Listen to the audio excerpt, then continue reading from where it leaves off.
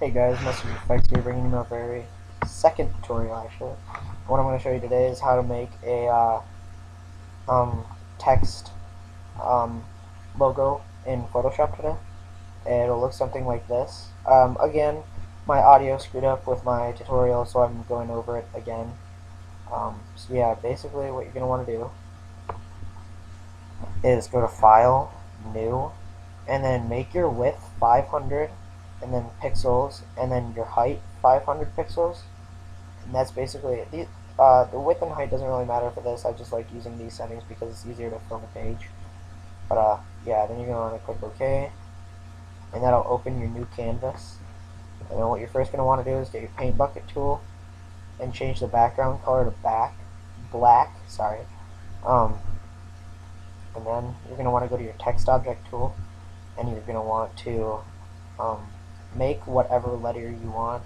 I'm doing an MD for message design, even though my name is message effects, but whatever.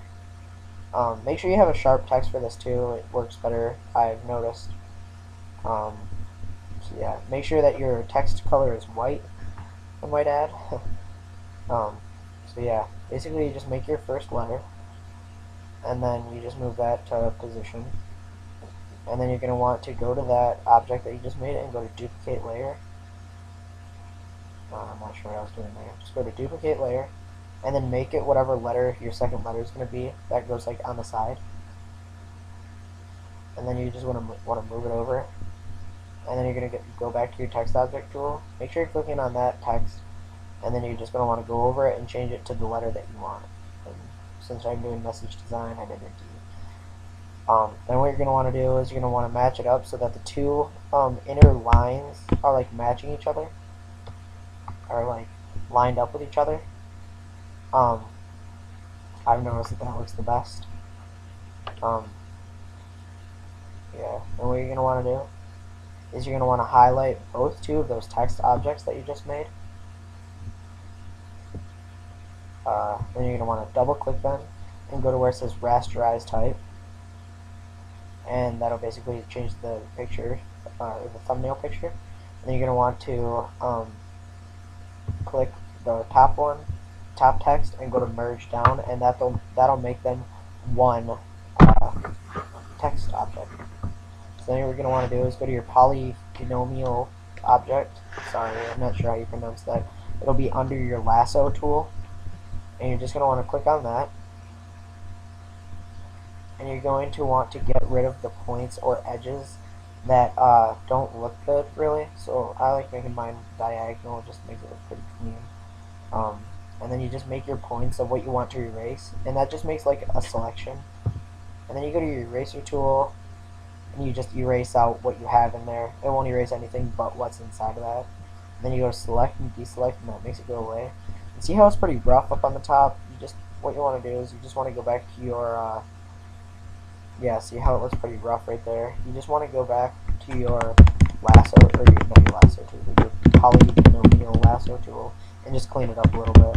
It's not like it really matters when you get it into Photoshop, because if you do enough stuff with it, it's not really going to be that noticeable. But yeah, I just cleaned it up just to make it look nice for the tutorial. So yeah, excuse me. Looks a little bit better. I think, yeah, just leave it like that. And then I'm going to get rid of the second point on this, so you do the exact same thing. Make sure it's lined up with the other half of the D, and then just make a box, and that's the selection. And then go to your eraser tool again and erase it out. So that's basically what it's going to look like in Photoshop, or Cinema 4D. But then what you're going to want to do is go to your pen tool, and you're going to now make the path for your when you put it into Cinema 4D. So you basically just go on the outline of the text object that you made, and yeah, so this takes a second. You're just going to want to make points at each angle of the text.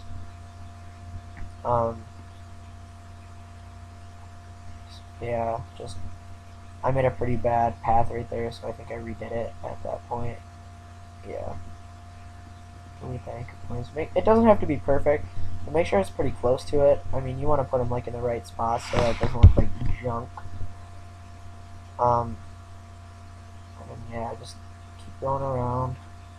If you hold shift when you're doing straight paths, it'll make them completely straight from one to another, but it won't work if you're going diagonal.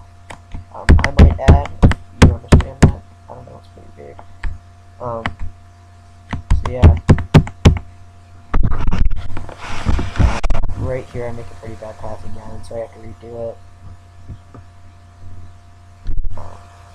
So delete that one, and redo it, and then this last path is where it connects all of it, so it's all gone now. And if you go to your paths, you'll see that you have a completely enclosed path right there. You just go back to your channels, your whatever it's called, layers, and then you go to File, and go to where it says Export, and then go Paths to Illustrator, and then you click OK. Just leave it at Work Path. Just click OK, and then save it to wherever you want. I save mine to my desktop just for the sake of time, and name it whatever you want. It doesn't really matter. Obviously, it's whatever you want. And then just click Save. Then what you want to do is click minimize or whatever, and then open up Cinema 4D. And I'm gonna pause it here for a second so it opens. Okay, I have it open now.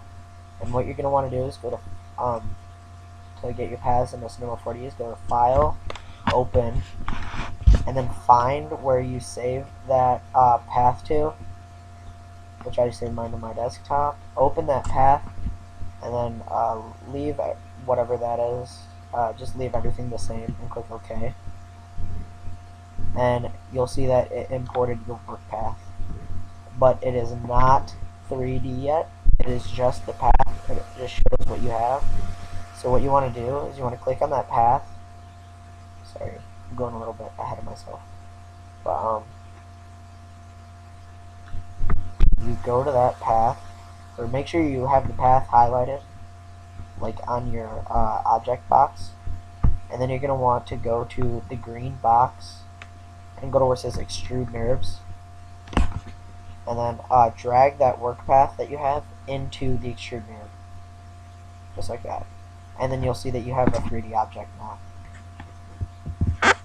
Okay, so now what you want to do is you can actually minimize what you have in that Extrude NURB now, and what you want to do is you want to go, or what I did was to make sure that you could see, was I made a new material.